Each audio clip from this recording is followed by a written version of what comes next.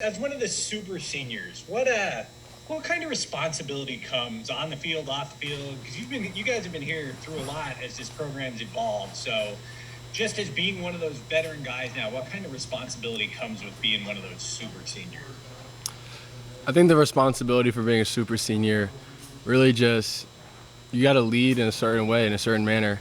Um, I've mentioned this before, but I've been blessed to encounter many people throughout my tenure at UVA who've really poured into my life and show me right and wrong and what hard work really means. So as being a super senior coming back for this last year, having something to prove, I feel like it's my duty not only to myself but to my teammates to really just encourage and hopefully put them down the right path.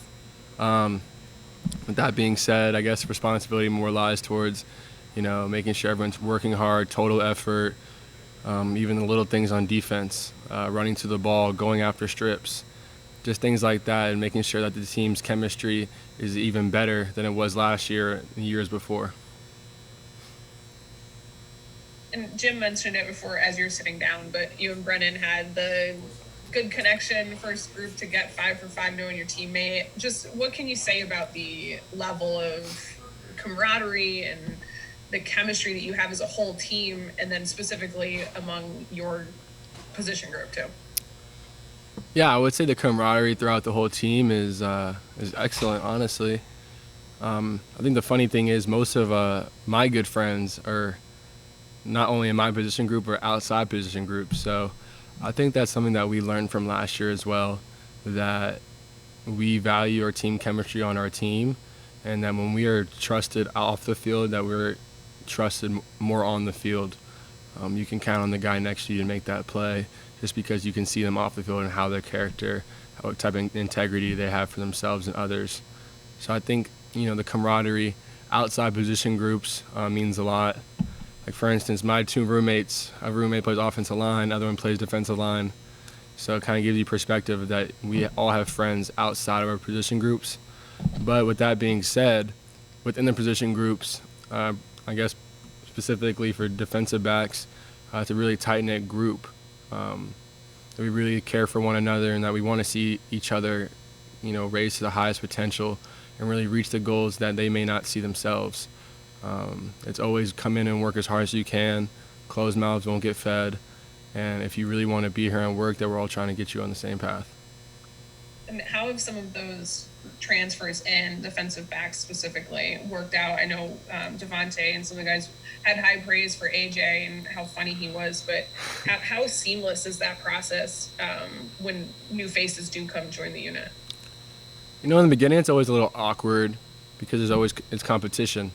I don't think any of us really shy away from it, but it's always, elephant in the room.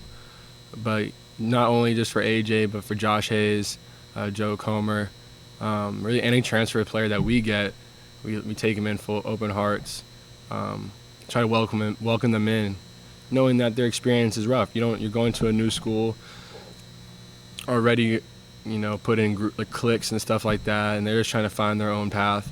So we always try to make sure that we welcome them in with open arms. But yeah, AJ Johnson, really funny guy. I like Josh Hayes as well. He has a really good work ethic. And Joe Comer, too, that he always has a chip on his shoulder that he's trying to work hard as well. There's more depth this year, but you kind of mentioned that also leads to more competition. What has that competition been like? Obviously, you and Devontae have been around a while and want those starting spots, but have some guys who can push you a little bit this year. Yeah, I think the competition has been really well during camp as well. I mean, we kind of saw it more towards the spring.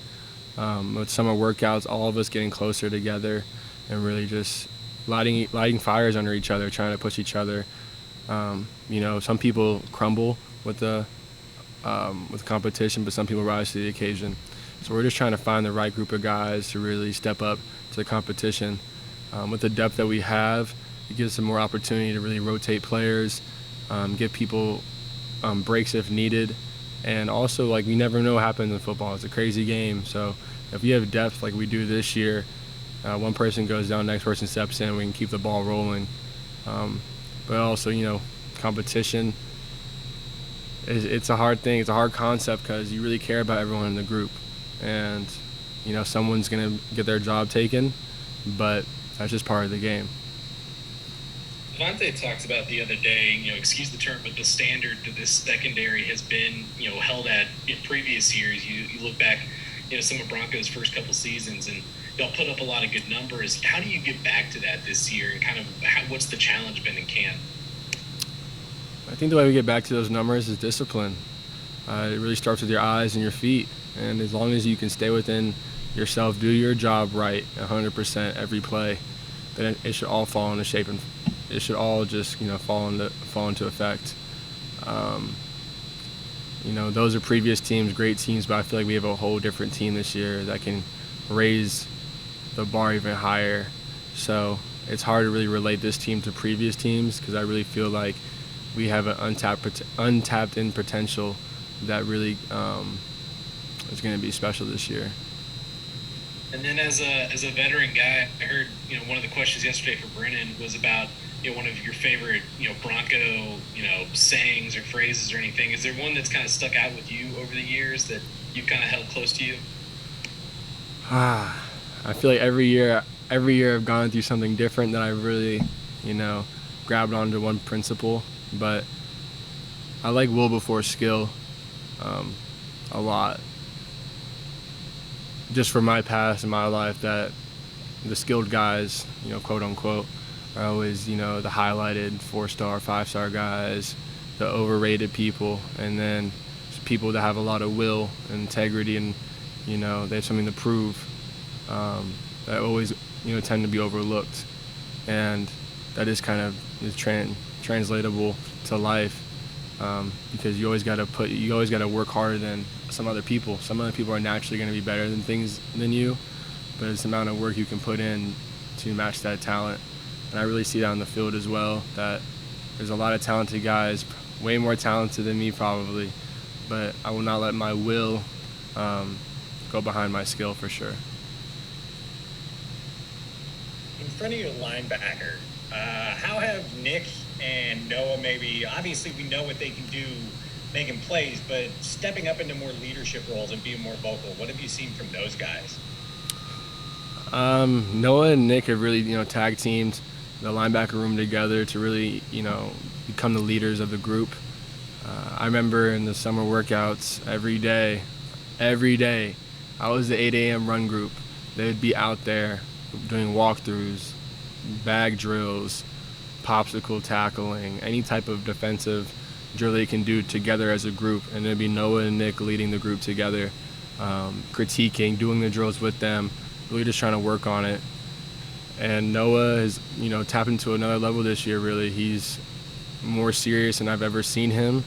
He's always been obsessed with football, but now his obsession has more passion behind it, I would say, and that he's really understanding the game, and not just for his position, but for all positions on the field.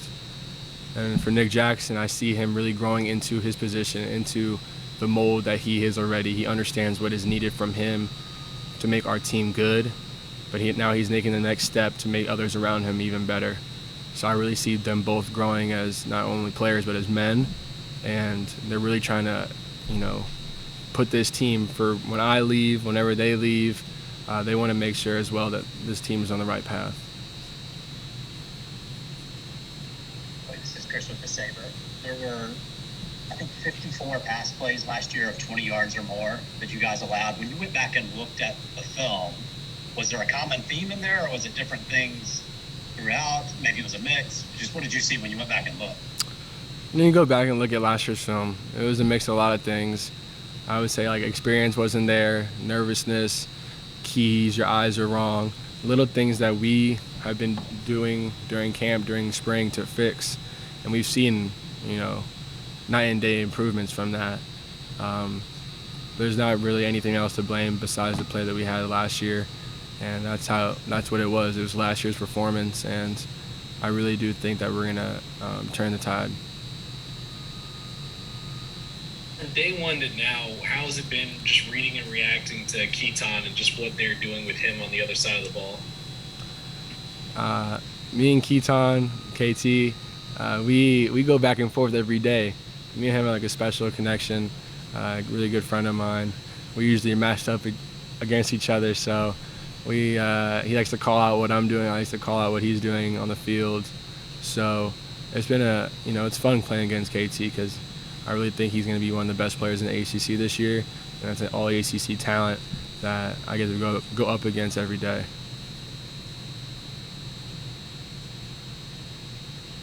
Anything else for Joey?